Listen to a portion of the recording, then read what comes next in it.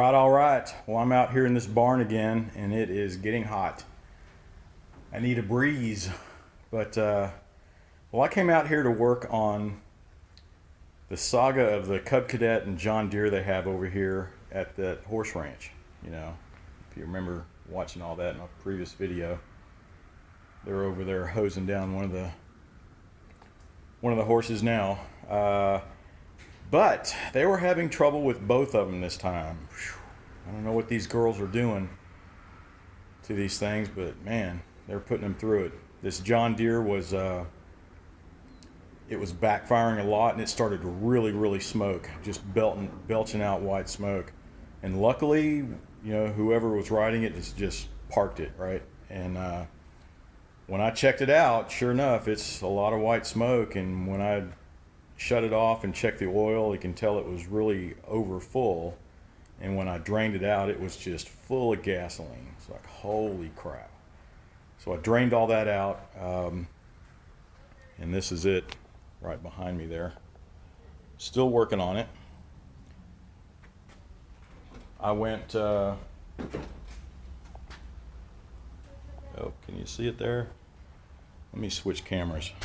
Yeah, that's a little better. So, yeah, it was full of, the crankcase was just full of gasoline.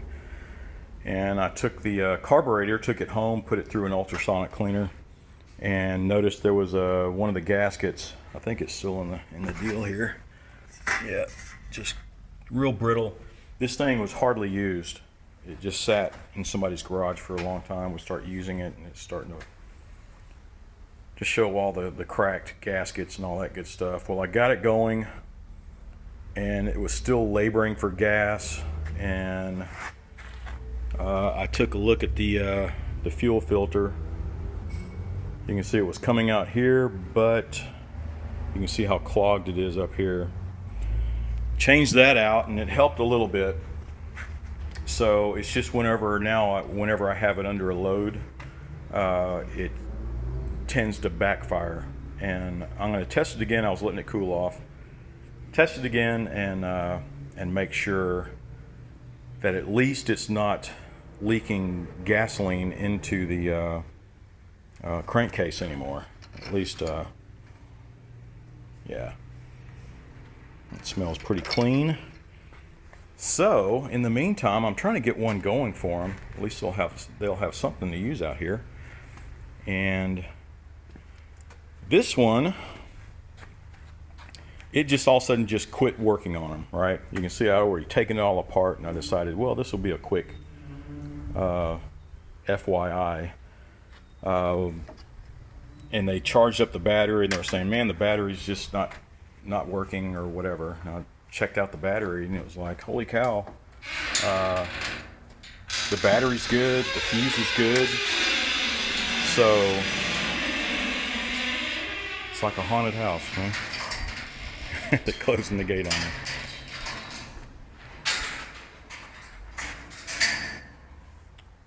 So the next thing I looked at is like, well, there's power getting to everything, and I decided to check the ignition switch. And I was thinking that could be the problem. So with this model, you take the steering wheel off and that cover plate off, and then you can take all this off without having to take off the gas tank or anything. And that's what I found. Look at all those the wires been chewed up all the way down to here. There, they chewed there, and this was chewed up, you see here, but I had already spliced into this. All this was in two pieces, and I'm just figuring it was some kind of rodent got in there, because all this stuff was just piled. You can see I've been cleaning it out, piled up with all this, you know, loose grass and dirt and stuff. So looks like a rodent got after it and really chewed through all these wires. So that looks like it's the problem. I'll just find some wires that hopefully I can meet the color code there, and just start splicing everything back together and get this one running for them. So, well, that's the plan. Yeah, so that was just a quickie what to look out for. The battery is good, but there was no power getting to anything. And you know, just kind of get to a spot where you can inspect the wiring harness and start, you know, probing and testing for power, continuity checks and all this stuff. But as soon as I pulled that out, you can see it was just, wow, this thing has been chewed up. So that's about it. I just wanted to show you what to look for if you're having problems like this. Is just basic troubleshooting, but you know, this is quite obvious what happened. Hopefully when I get everything spliced back together, it's not going to be blowing any fuses, and hopefully it'll crank right up.